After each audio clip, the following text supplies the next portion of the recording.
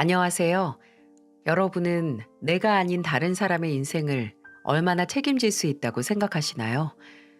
저는 지금 홀로 아이 두 명을 키우면서 어떻게 하면 이 아이들의 인생을 내가 끝까지 잘 책임져 줄 수 있을까 고민하며 하루하루를 지내고 있는 두 아이의 엄마입니다.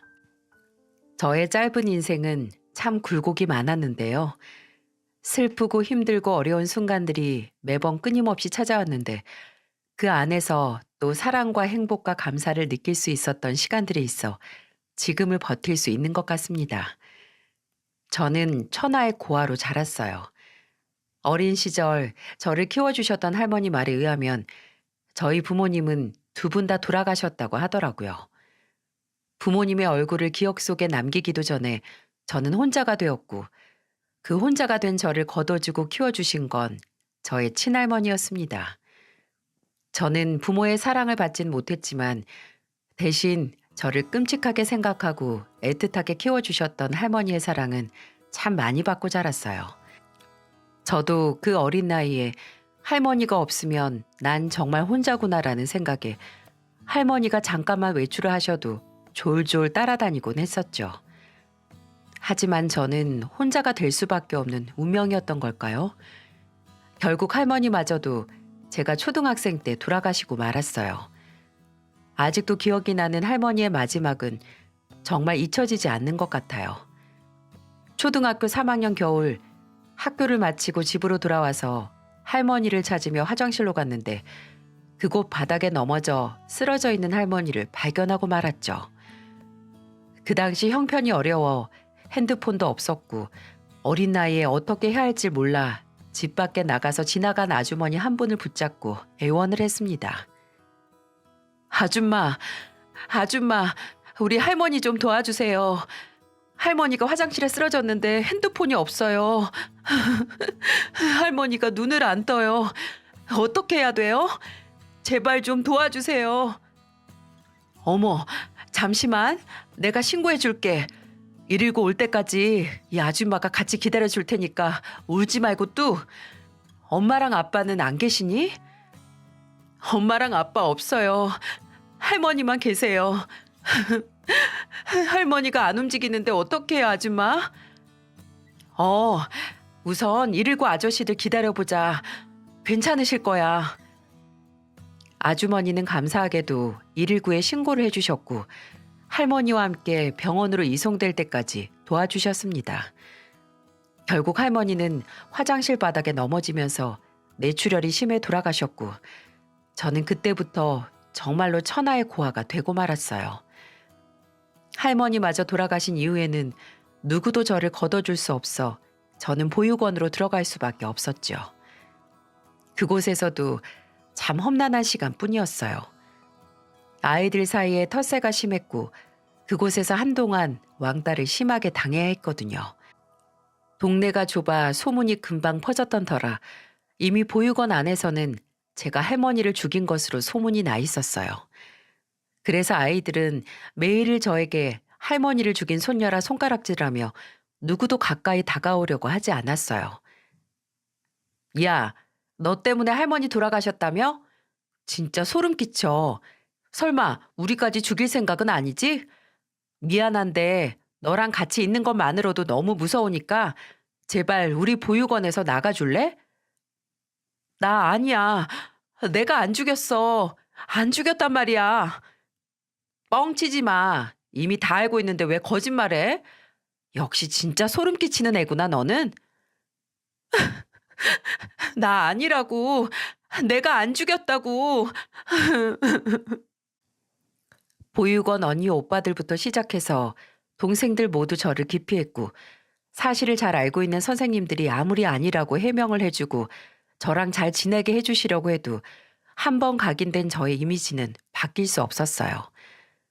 보육원에서의 소문은 같은 학교에 다니는 아이들로 인해 학교 안까지 다 퍼지게 되었고 저는 결국 고등학교를 졸업할 때까지 친구 한 명을 제대로 사귀지 못한 채 외롭게 지내야만 했어요. 그렇게 지내는 동안 저는 이 세상에 태어나서는 안 되는 사람인 줄 알았습니다. 왜 내 인생은 이렇게 외롭고 힘들기만 한 걸까? 엄마 아빠와 할머니는 왜 날 두고 일찍 돌아가신 걸까 원망만 하염없이 하며 지냈었죠. 하루라도 빨리 보육원을 벗어나고 싶었고 저는 보육원에서 나온 날부터 시작해서 새로운 인생을 시작하겠다는 다짐과 함께 악착같이 살아내었습니다. 내 인생을 내가 바꿔보자는 마음가짐으로 정말 어떤 일이든 닥치는 대로 했고 미친 듯이 돈을 벌어댔어요. 대학 진학은 당연히 패스를 하고 처음부터 공장으로 건너가 돈을 모으기 시작했습니다. 어리다는 이유로 갖은 구박을 많이 당했지만 그래도 학창 시절에 이미 맷집이 많이 생겼기 때문에 아무렇지도 않았어요. 그저 내 지옥 같은 내 인생을 하루라도 빨리 벗어나고자 하는 목표 하나로 그 힘든 시간을 다 버텨냈습니다. 결국 저는 돈을 모아 4년제까지는 아니더라도 전문대학을 늦은 나이에 나올 수 있었고 그 이후 회사에 취직을 해 출퇴근하는 삶까지 이루어냈어요. 공장에 다닐 때는 집이 없어 기숙사에서 지냈었는데 열심히 돈을 모은 이후에는 작은 월세방을 얻어 살면서 그곳에서 공부하고 출퇴근하며 나름 숨쉴 만한 정도의 행복을 느끼며 지내고 있었어요. 직장은 카드 콜센터였는데 내성적이고 위축되어 있었던 제 성격이 좀 더 활발해지고 밝아지는데 도움이 많이 되었죠. 말하는 법을 배우고 웃는 법을 배울 수 있는 좋은 직장이었습니다. 그곳에서는 동료들도 많이 생겨서 나름 관계를 유지하며 잘 지내고 있었는데 어느 날 제일 가깝게 지내는 동료 한 명이 소개팅을 시켜주겠다고 해서 한 남자를 만나게 되었어요. 그 사람이 바로 훗날의 저의 남편이 되었죠. 소개팅에서 처음 본 남편의 인상은 정말 반듯하다는 거였습니다.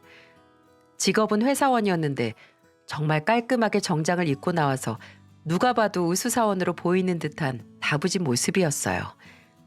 대화를 하면서도 얼마나 생각이 깊고 말 한마디 한마디 따뜻하게 하는지 첫눈에 반하게 되었죠. 그전에는 연애를 했던 경험이 전혀 없었기 때문에 누가 보면 잘 몰라서 홀라당 넘어갔다고 말할 수 있겠지만 저에게는 아니었어요.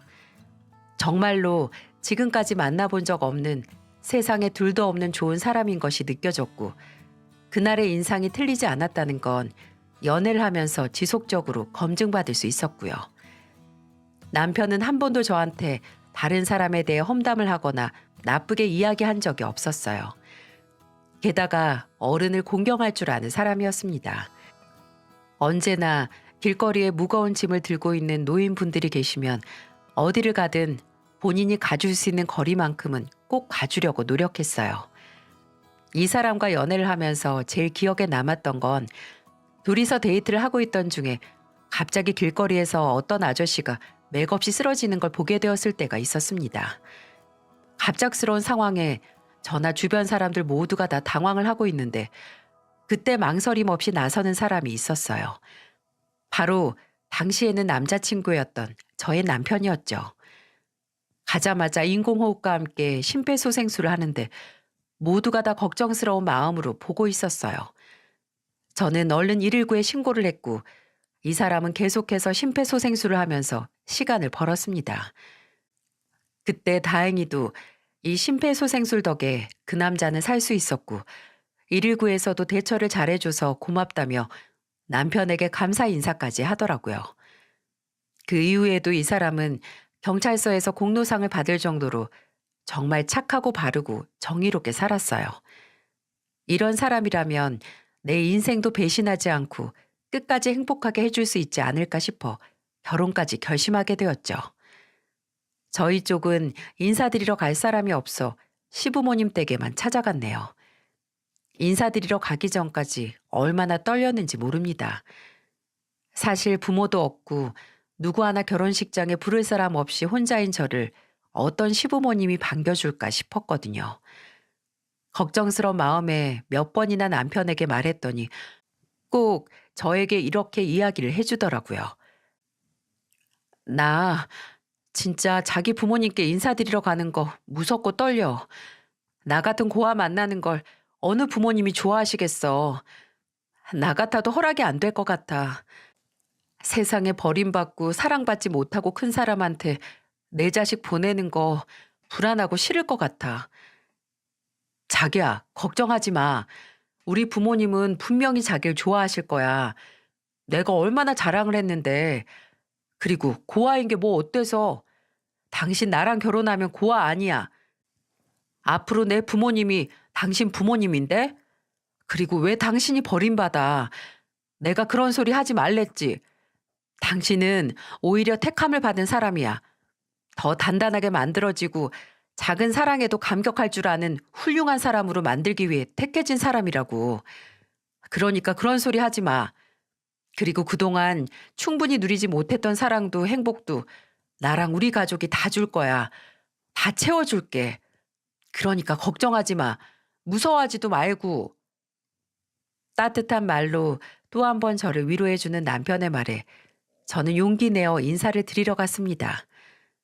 그리고 심장이 밖으로 튀어나올 것 같은 긴장감을 가지고 인사를 드리러 간 저는 예상치 못한 상황에 어안이 벙벙해지고 말았죠.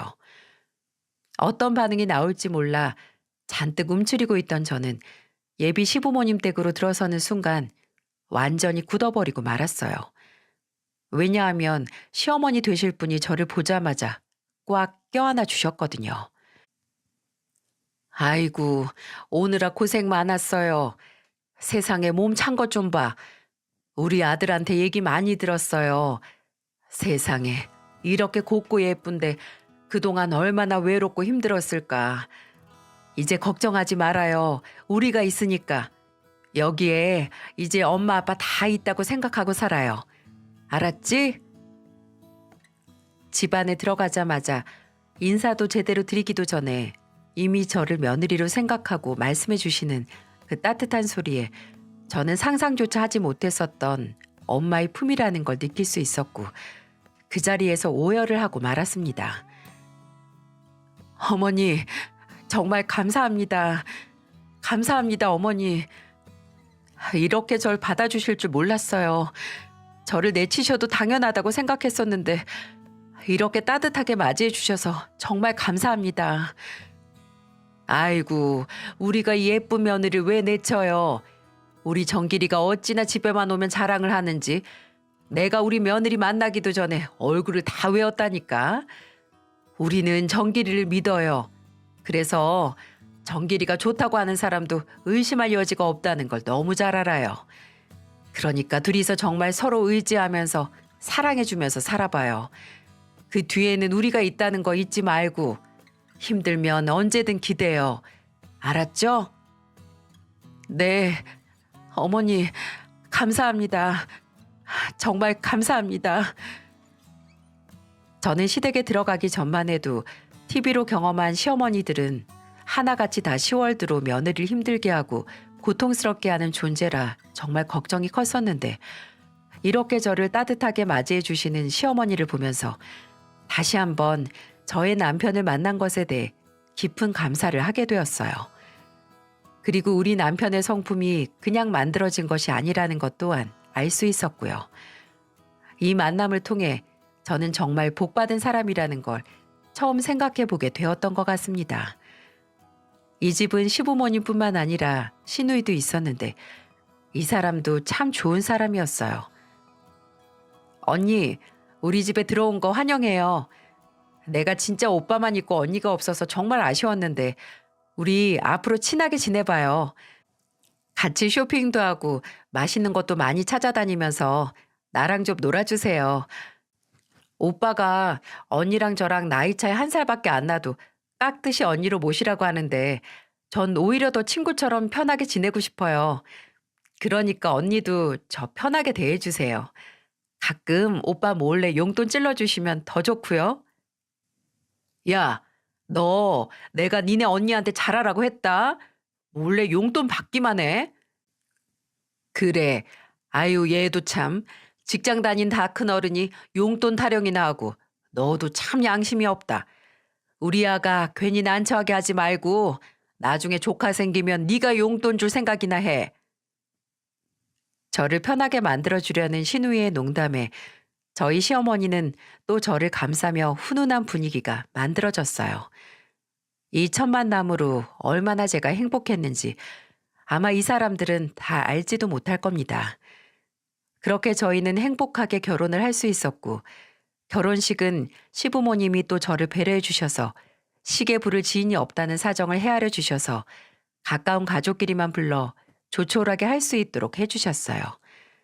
정말 처음부터 끝까지 마음이 깊으신 분들이었습니다. 하지만 문제가 딱 하나 있었는데요. 바로 집 문제였습니다. 남편도 사회에 나온 지 얼마 안 돼 모아둔 돈이 많이 없었기 때문에 저희는 서울에 집을 사는 게 좀 힘들었어요. 근데 마침 시누이는 직장이 인천이었기 때문에 자취방을 그쪽에 얻어서 살고 있어 시부모님 집에 방이 남아 있어 그쪽으로 들어가기로 했습니다. 시부모님은 원래 남편이 지내던 방과 시누이가 독립하기 전 지내던 방이 옆방으로 붙어 있었기에 그 두 개를 합쳐 안방으로 만들어 주셨어요. 그래도 큰 방은 아니었지만 그래도 저희 둘이 처음으로 함께 지내는 공간이라 정말 소중했어요. 하지만 또 하나의 걱정은 시어머니와 같이 살면서 그동안은 보지 못했던 시어머니의 까다롭고 무서운 모습이 나오면 어쩌나 하는 거였어요. 근데 이번에도 저의 걱정은 정말 한낱 기우에 불과했습니다. 시어머니는 결혼 후에도 맞벌이를 하고 있던 저희를 배려해 주셔서 제가 아침에 10분이라도 더 잘 수 있게 아침마다 국이며 밥이며 반찬이며 손수 만들어 차려주셨어요. 어머니, 진짜 아침 안 차려주셔도 돼요. 아니면 저도 같이 나와서 차릴게요. 그렇게라도 하게 해주세요. 아이고, 됐다니까. 나오기만 해, 진짜. 직장 생활하는 것도 힘든데 무슨 집안일까지 한다고 난리야. 그런 건 나 없을 때나 하고 지금은 좀 10분이라도 더 눈 붙여. 그래야 내가 마음이 편하지. 항상 제가 말리면 시어머니는 극구 저를 말리며 본인이 해줘야 마음이 편하다고 하셔서 어쩔 수가 없었어요. 이후에 저는 일남 일녀를 낳았는데 그때도 얼마나 시부모님 두 분 다 행복해 하시는지 손주도 잘 봐주셔서 저랑 남편은 편하게 직장 생활을 이어서 할 수 있었어요. 저는 남편과 시부모님의 사랑을 거의 독차지하며 살았다고 해도 과언이 아닐 거예요. 이 시부모님들은 저를 거의 친딸이나 다름없게 대해주셨고 남편도 저를 아내로서 끔찍하게 아껴주었어요. 제가 임신을 했을 때는 더 각별히 신경을 써주셨는데요. 시아버지는 제가 먹고 싶다고 하는 건 무조건 다 사다 주시고 시어머니도 최대한 제가 먹고 싶다고 하는 건 다 만들어 주려고 하셨죠. 그리고는 늘 뱃속에 있는 우리 아이한테 이렇게 말씀을 해주셨어요. 아가, 우리 예쁜 며느리 고생 많이 시키지 말고 얌전하게 뱃속에 있다가 건강하게 나와라. 그럼 이 할머니가 우리 손주 많이 많이 예뻐해 줄게. 알았지? 그러면서 저는 엄마의 존재를 느끼며 엄마라는 역할은 어떤 것인지를 배울 수 있었습니다. 남편은 만삭이 되는 과정에서 퉁퉁 붓는 몸을 안쓰럽게 여기면서 밤낮 없이 저를 주물러 주었어요. 아유, 우리 마누라 고생 많네. 이 다리 퉁퉁 부은 것 좀 봐. 내가 대신 해줄 수도 없고 속상해서 진짜. 그래도 뱃속에 우리 아기 잘 자라고 있다니까 조금만 힘내보자. 여보, 사랑해. 관심과 사랑을 아낌없이 주는 이 집 식구들 덕분에 저는 정말 행복했어요. 근데 그러다 저는 처음 보는 시어머니의 의외의 모습을 보게 되었습니다. 당시 저는 둘째를 출산하고 나서 얼마 안 되었을 때였고 산후조리와 함께 아이와 시간을 좀 보내기 위해 직장을 쉬고 있는 상황이었어요. 그때 시부모님과 집에 있던 저는 생각지도 못한 모습으로 퇴근을 한 남편의 모습을 보고 깜짝 놀랐습니다. 아침에는 멀쩡하게 출근을 했던 남편이 집에 귀가를 하면서 한쪽 다리에 깁스를 하고 들어왔거든요. 저는 너무 깜짝 놀라 다가가려고 하는데 저보다도 번개처럼 빠르게 다가간 사람이 있었습니다. 바로 저희 시어머니였어요.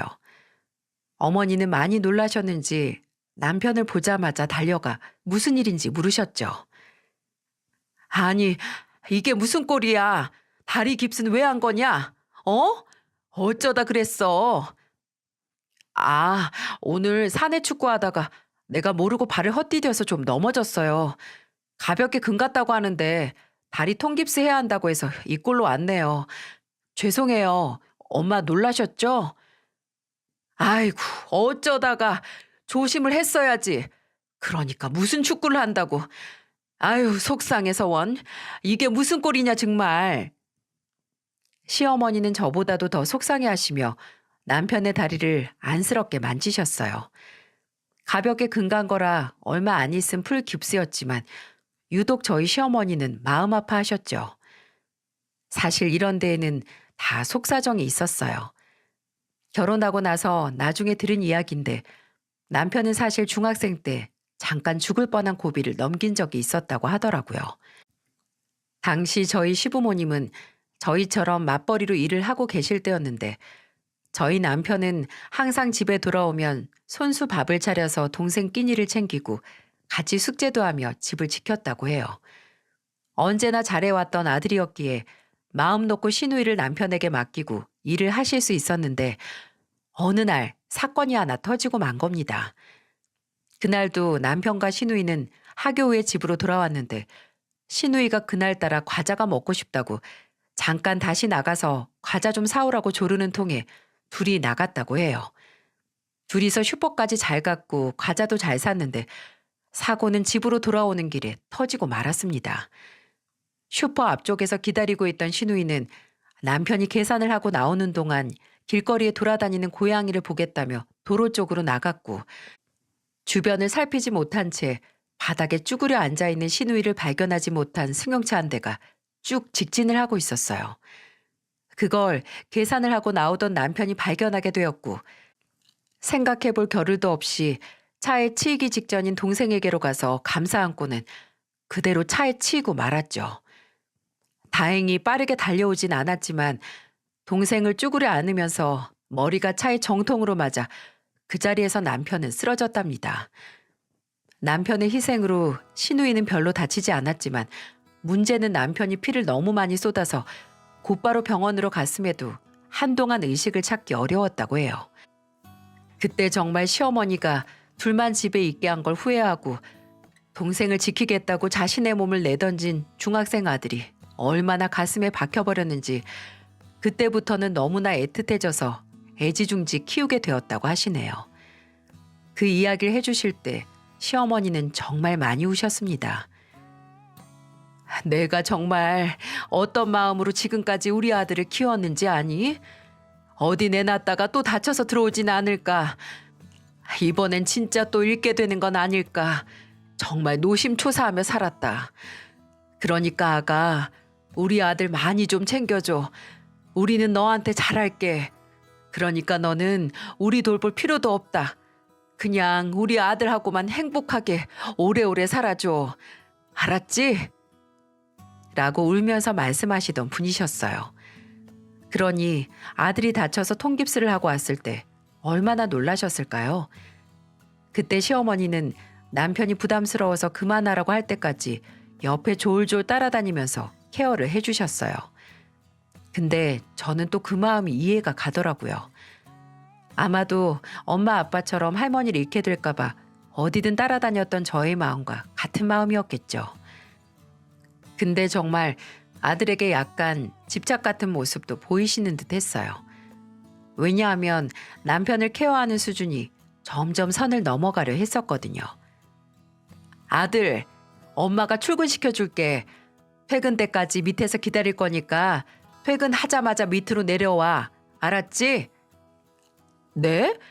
아니 엄마, 무슨 다 큰 아들 출퇴근을 시켜주신다고 그러세요. 운전 못할 정도도 아니고 오늘은 버스 타고 가려고 했어요. 그러니까 그렇게까지 하지 마세요. 아니야, 안 돼. 그러다 또 무슨 사고를 당하려고. 안 돼. 절대 안 돼. 내가 데려다 줄 테니까 얼른 차에 타 있어. 엄마가 금방 키 가지고 내려갈게. 아, 어머니, 그럼 제가 다녀올게요. 제가 이 사람 데려다 주고 올 테니까 어머니는 집에서 좀 쉬고 계세요. 아니다. 회사에서 또 무슨 일이 있을 줄 알고 다리 아프다고 언제 연락 올지 모르니까 내가 회사 밑에서 기다리려고 그래. 그러니까 아가 넌 집에 있거라. 놀랍게도 시어머니는 남편이 다리를 다치자마자 그 다음 날부터 출퇴근을 시켜주는 것도 모자라 퇴근 때까지 밑에서 기다리겠다고 하더군요.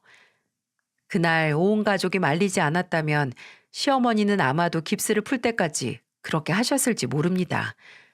그만큼 아들한테는 끔찍하신 분이셨어요. 그날 이후로는 다행히 남편은 크게 아프거나 다치는 것 없이 건강하게 잘 지내왔습니다. 저희 아이들도 잘 자라고 있었고 결혼 생활도 여전히 행복하게 이어지고 있었죠. 그렇게 8년이 지난 어느 날 뜨거운 여름날에 다시는 기억하고 싶지 않을 만큼의 끔찍한 불행이 우리 가족에게 찾아왔어요. 그때를 생각하면 왜 내가 남편을 따라가지 않았는지, 왜 남편 곁을 지켜주지 않았는지, 왜 남편을 말리지 못했는지 정말 후회가 많이 되는 사건이에요. 아마도 제 인생에 있어 가장 큰 비극이라고 말할 수 있을 만한 사건이지 않을까 싶습니다. 아이들은 어느 정도 자라서 둘 다 시부모님 손에 맡겨도 크게 어렵지 않을 정도였어요. 그래서 시부모님도 둘이서 놀러라도 다녀오라고 하신 덕분에 저희는 우리 부부를 소개시켜준 지인 부부와 함께 동반 모임으로 해서 한 저수지로 놀러 가기로 했었습니다. 하지만 약속 당일 갑작스럽게 제가 몸살에 걸려 도저히 움직일 수 있는 상황이 아니었어요. 어떻게든 가보려고 했지만 시어머니마저 저의 안색을 보고 가지 말라고 하실 정도라 약속을 취소하려고 했습니다. 근데 막상 취소하려고 보니 같이 가기로 한 부부가 이것 때문에 일정을 다 빼고 힘들게 맞춘 시간이라 아예 취소하기에는 너무나 미안한 상황이었죠. 그래서 저는 남편에게만 다녀오라고 이야기를 했어요. 여보, 당신이라도 다녀와. 우리가 먼저 놀러 가자고 해서 어렵게 맞춘 건데 당일에 홀랑 취소해버리면 도리가 아니잖아. 나는 어차피 여기에 어머님도 계시고 하니까 당신 혼자서 다녀와. 내 걱정은 하지 말고. 아니, 그래도 정말 괜찮겠어? 당신 지금 너무 안색이 안 좋아. 계속 식은땀 흘리는데 내가 옆에 있어줘야 하지 않을까? 에이, 괜찮대도. 어머니가 아까도 약 주시고 다 챙겨주셨잖아. 나는 어머니랑 있으면 되니까 당신이라도 가서 바람 쐬고 좀 쉬다가 와. 알았어. 대신 너무 힘들거나 일 있으면 나한테 언제든 연락해야 돼. 알았지? 남편은 어쩔 수 없이 1박 2일의 일정으로 지인 부부와 놀러를 갔습니다. 남편을 보내고 나서 저는 좀 더 쉬느라 누웠는데 그때 꿈에서도 악몽을 하나 꾸게 되었어요. 꿈속에서 남편은 하염없이 어둠 속으로 빠지면서 여보, 나 좀 살려줘. 제발, 나 좀 살려줘, 여보. 라고 외치는 꿈이었죠. 일어나서 온몸에 식은땀이 나고 온몸이 떨릴 정도로 무서운 꿈이라 저는 걱정스러운 마음에 바로 남편에게 전화를 걸었어요. 그때가 오후 3시밖에 안 되는 시간이었는데 남편은 한창 놀고 있는지 전화를 받지 않더라고요. 잘 놀고 있을 남편인데 내가 또 괜한 걱정을 하는 건가 싶어서 저는 숙소 들어가면 연락 달라는 문자만 하나 넣어 놓았어요. 하지만 그것이 남편에게 보내는 마지막 문자가 될 줄은 생각도 하지 못했어요. 그 이후로도 남편의 연락을 기다렸지만 남편은 하루 종일 연락이 되지 않았고 함께 간 부부에게도 전화를 했지만 그들도 연락이 안 되었어요.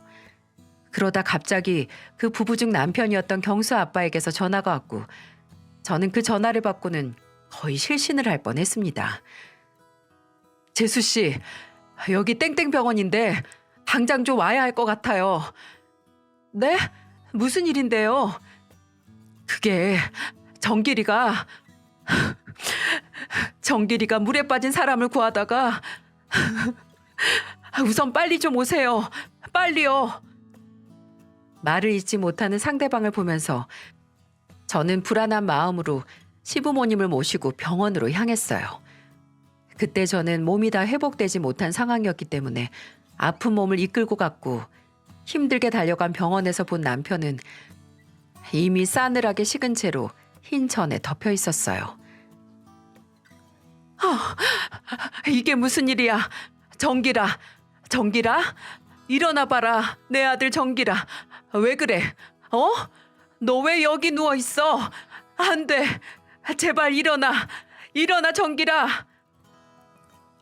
시어머니는 이미 이성을 잃은 채로 미동도 없는 남편을 흔들며 깨우고 있었고, 저는 바닥에 주저앉아 넋을 놓을 때 시아버지 부축으로 겨우 몸을 추스를 수 있었어요.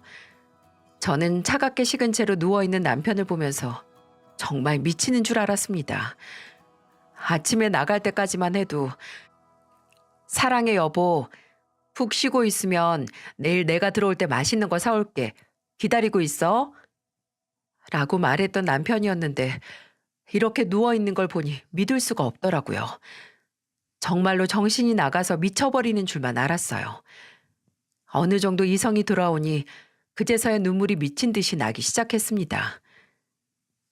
안 돼, 여보. 제발, 제발 우리 버리고 가지 마. 여보, 일어나줘, 제발. 내 이름 좀 불러보란 말이야. 안 돼, 안 된다고. 절대 못 보내. 당신 절대 못 보내. 제발 말 좀 해봐. 내 이름을 불러보란 말이야. 저는 시어머니가 그랬던 것처럼 완전히 정신 나간 사람처럼 소리 지르기 시작했고, 시아버지가 저와 어머니를 겨우 말렸어요. 그날 이후 남편의 장례를 어떻게 치렀는지도 모르게 시간이 빠르게 지났습니다. 저와 시어머니는 완전히 혼이 없는 사람처럼 거의 죽은 것과 다름없는 시간을 보냈어요. 남편과 함께 놀러간 지인들의 이야기를 들어보니 그들이 놀러간 저수지에 고등학생들이 본인들끼리 놀러왔었고, 한 명이 저수지에서 수영하면서 놀다가 물에 빠져 나오지 못하는 상황에서 남편이 들어가 그를 건지면서 희생을 하게 된 거였어요. 맞아요. 남편은 그런 사람이었습니다. 남들을 위해서라면 자신의 몸을 아끼지 않았어요. 그만큼 멋진 사람이었죠. 남편은 그 고등학생을 힘들게 밖으로 밀어냈고, 자신은 나오지 못한 채 그대로 가라앉고는 구조대의 손에 이끌려서 나왔습니다.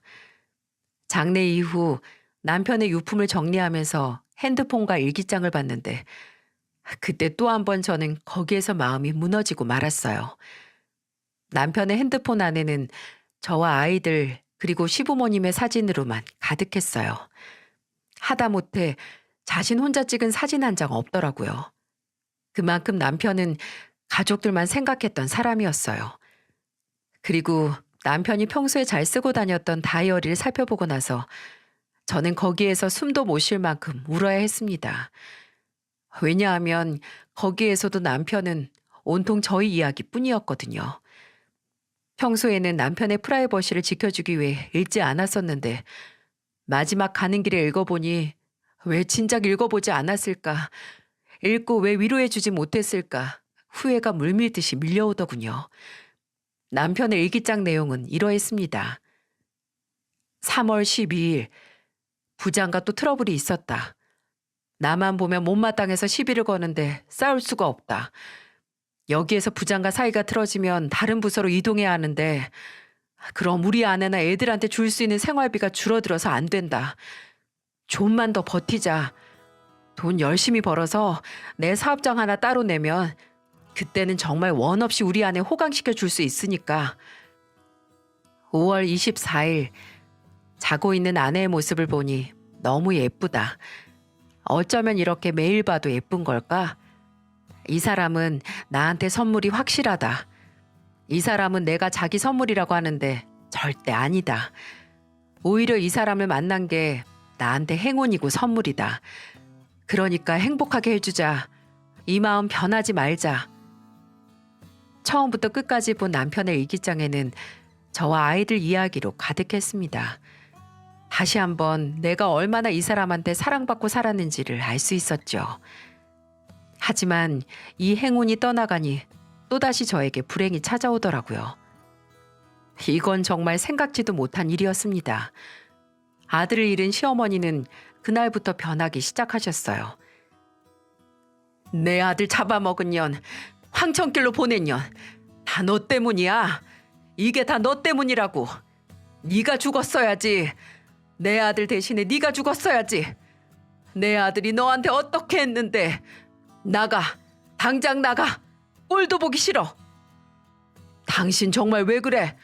며느리가 무슨 잘못이 있다고 이러는 거야? 왜 잘못이 없어? 왜? 그날 같이 갔었어야지. 가서 네가 죽었어야지. 내 아들이 그 차가운 물 속에서 혼자서 발버둥 치고 있는데 너는 따뜻한 집에서 뭐 했어? 뭐 했냐고. 내 아들 돌려내. 당장 내 아들 물어내라고. 시어머니는 저뿐만 아니라 저희 아이들까지도 미워하셨어요. 할머니! 부르며 달려가는 우리 아이들에게도 시어머니는 모질게 굴었습니다. 꺼져! 이 고얀 것들. 어디라고 와? 어디라고 이 집에 있어? 당장 나가. 내 눈앞에서 사라지라고. 아니다. 너네가 죽고 내 아들 다시 데려와. 빨리 다시 데리고 와. 손주들에게까지 폭언을 멈추지 않으시는 걸 보고 저는 결국 그 집을 나올 수밖에 없었어요. 저는 시어머니와 아이들을 생각해서 그 집에서 나오기로 결정했습니다. 역시 시어머니는 저희가 나오는 그 순간까지도 전혀 쳐다보지 않으시더라고요. 시아버지만 저희를 배웅하시며 이렇게 말씀하셨어요. 아가, 미안하다. 널 이렇게 보내는 게 아닌데 정말 미안하다. 나한테는 언제든지 찾아와라. 어? 누가 뭐래도 너는 내 딸이야. 알았지? 네, 아버님 정말 감사합니다. 근데 당분간은 연락을 못 드릴 것 같아요. 아버님은 어머님만 우선 생각해 주세요. 어머님 잘 부탁드려요. 그리고 그동안 정말 죄송했어요. 저는 시아버지 얼굴도 볼 자신이 없어 그렇게 말씀드리고는 완전히 그 집을 떠나버렸습니다. 그 뒤로는 아이들과 방을 하나 구해 조촐하게 살고 있었는데 갑자기 의외의 인물이 저를 찾아왔어요. 혹시 김정길 씨의 아내 되시는 분이십니까? 네, 맞는데요. 누구시죠? 안녕하세요. 이제야 찾아와 정말 죄송합니다. 저는 김정길 씨가 살려준 학생 아버지입니다. 정말 어렵게 수소문해서 찾아왔는데 잘 찾아왔네요. 저는 우리 아들한테 그런 일이 있는 줄도 몰랐어요. 핑계로 들리시겠지만 우리 아들 녀석이 저한테 혼나기도 하고 또 자기 때문에 사람이 죽었다는 게 무서워서 말을 못 꺼내고 있었더라고요. 그래서 이제야 찾아왔습니다. 정말 죄송합니다. 남편분 아니었으면 우리 아들은 벌써 죽고 없었을 겁니다. 정말 감사하고 또 죄송합니다. 저는 갑작스럽게 찾아온 그 남자로 인해서 어안이 벙벙했습니다. 그리고 그 사람이 놀라운 걸 내밀더라고요. 거기에서 또 한 번 놀라고 말았어요. 제가 어떻게든 답례를 해드리고 싶어 고민을 해봤는데 우선 이거 받아주세요. 얼마 안 됩니다. 지금 아이들과 지내기에는 이 동네가 좀 위험한 것 같아서요. 얼마 안 되지만 이걸로 전세라도 하나 얻어서 지내세요. 이것 좀 꼭 받아주셨으면 좋겠습니다. 네? 아니요. 저 못 받아요. 안 주셔도 됩니다. 이만 돌아가세요. 아니요. 제발 받아주세요. 전 우리 아들이 없다는 상상만 해도 못 살 것 같아요. 그러니 보상을 하고 싶습니다. 그리고 혼자서 아이들 키우는 거 얼마나 힘드세요. 그거 다 우리 때문 아닙니까? 제 자식 때문이에요. 지금 이 돈도 받아주시고 앞으로 계속해서 자식 교육하는 거 지원해 드릴 테니까 그것도 다 받아주세요. 부탁입니다. 제발 받아주세요. 남자는 울면서 저에게 보답을 받아달라고 애원했고 저는 차마 그걸 거절할 수 없어 받았습니다. 놀랍게도 그 남자가 준 돈은 2억이라는 거금이었어요. 그리고 이후에도 계속 그 아들과 찾아와 저희 아이들을 케어해 주었고 그 학생은 명문대 다니면서 저희 아이들의 공부도 시켜주며 자주 왕래를 했습니다. 지금 생각해보면 이 사람들은 남편이 남편 대신에 저희에게 보내준 선물이라는 생각이 들었어요. 겪어보니 이 사람도 넉넉하게 사는 집은 아닌 평범한 사람들이었는데도 불구하고 끝까지 저희를 책임지겠다는 약속을 잘 지키더라고요. 거기에서도 참 미안함과 고마움을 많이 느끼고 있습니다. 그 이후에 저는 일자리도 구하며 안정을 취해갔고 나름 마음을 잘 추스르며 사람답게 잘 살고 있었어요. 시간은 꽤 흘렀고 시댁도 거의 잊혀진 채로 마음 한구석에 담아둔 채로만 지내고 있었는데 5년이 지난 어느 날 또 갑작스런 연락을 하나 받게 되었습니다. 그동안 한 번도 연락하지 못했던 신우에게서 연락이 와서 놀라우면서도 떨리는 마음으로 전화를 받았어요. 언니, 잘 지내죠? 그동안 연락 못해서 미안해요. 사실 엄마가 오래 못 살 것 같아요. 근데 엄마가 언니랑 애들을 많이 찾아요. 이제 정신이 좀 돌아오신 것 같은데 와주실 수 있으세요? 저는 그 이야기를 듣자마자 서둘러서 갔습니다. 시어머니는 제가 마지막으로 뵈었을 때보다 훨씬 더 기력이 약해지고 몸이 망가져 있으셨어요. 어머니, 이게 무슨 일이에요? 어디가 아프신 거예요? 죄송해요. 어머니가 이렇게 아프신 줄도 모르고 제가 이제야 찾아왔어요. 아가, 우리 아가, 눈에 넣어도 안 아플 우리 아가, 우리 며느리 미안하다. 미안해 아가. 내가 사실은 널 볼 자신이 없었어. 내가 미쳤었지. 내 아들 잃었다는 아픔에 빠져서. 근데 그걸 풀 수가 없어서 너한테 화살을 돌렸다. 미안하다. 이 시애미가 못나서 그랬어. 미안하다. 용서해 줄 수 있겠니? 네, 어머니 알아요. 저 어머니 마음 다 이해해요. 제가 왜 모르겠어요. 다만 제가 어머니 옆에 더 있으면 어머니가 더 불행해지실 것 같아서 그래서 나왔어요. 어머니 잘못이 아니에요. 제가 죄송합니다. 제가 남편을 잘 지켰어야 했는데. 무슨 소리야. 절대 아니야. 네 잘못이 아니다. 아가, 이제 와서 얘기하지만 난 네가 처음 왔을 때 정말 좋았다. 그냥 좋았어. 이렇게 곱고 예쁜 아이가 혼자서 사느라 얼마나 힘들었을까 생각하면서 정말 너한테 좋은 시애미가 되어주고 싶었어. 네 얼굴에 웃음만 있게 해주고 싶었다. 근데 내가 마지막에 널 제일 많이 불행하게 한 것 같아. 정말 미안하다, 아가. 아니에요, 어머니. 그런 생각 마세요. 전 어머니 때문에 정말 행복했어요. 처음으로 엄마의 품이란 걸 느꼈고 엄마의 사랑을 경험할 수 있었어요. 아시잖아요. 제가 얼마나 어머니한테 사랑을 많이 받았는지 그건 사랑을 주신 당사자니까 제일 잘 아실 거 아니에요. 그러니까 절대 그런 말씀 마세요.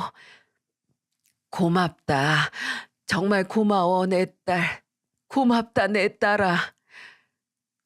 어머니는 그렇게 저와 이틀을 꼬박 함께 있으셨고 마지막까지 깊고 따뜻한 대화를 하시다가 돌아가셨습니다. 시어머니는 남편이 있는 납골당에 같이 모셨어요. 그래서 저희는 매번 같이 그 둘을 보러 가고 있답니다. 시댁도 다시 왕래를 시작해서 시누이 부부와 같이 해서 명절 때마다 찾아뵙고 있어요. 시아버지는 저와 제 자식들을 볼 때마다 마음 아파하시며 울고 계시지만 언젠가는 웃으며 맞이해 주실 날이 있겠죠. 시누이도 그동안 저를 못 챙겼던 것이 미안하다며 남편 대신 또 저에게 좋은 친구가 되어서 아예 가까운 쪽으로 이사를 와서 함께 지내고 있어요. 시누이도 애를 낳아 우리 아이들과 같이 지내며 잘 지내고 있네요. 우리가 은인이라며 꾸준히 찾아와주는 그 학생의 집안과도 수시로 연락을 하며 저와 우리 아이들은 외롭지 않게 잘 지내고 있어요. 저는 경단녀로 있다가 다시 마트로 들어가서 일을 하며 우리 아이 2명을 잘 키우고 있고요. 가족에 대한 글을 언젠가 본 적이 있습니다. 가족이란 네가 누구 핏줄이냐가 아니야. 네가 누구를 사랑하느냐는 거야. 제가 받은 사랑은 핏줄에게서 받은 사랑보다 저를 사랑해주는 사람들에게서 받은 사랑이었어요. 그리고 우리 아이들을 사랑해주는 사람들도 다 핏줄인 사람은 아무도 없죠. 이걸 보면 제 인생은 비극이 아니라 행운 그 자체인 것 같네요. 이렇게 저와 우리 아이들을 사랑해주는 사람들이 많은 걸 보면요. 여러분도 사랑받지 못해 혹시 힘들어하고 있으신가요? 그렇다면 여러분에게도 여러분을 사랑해주는 누군가가 나타나는 행운이 꼭 오길 기도하겠습니다. 여러분도 저와 우리 아이들의 앞으로의 삶을 따뜻하게 뜨겁게 응원해 주세요. 함께 해주셔서 정말 감사합니다.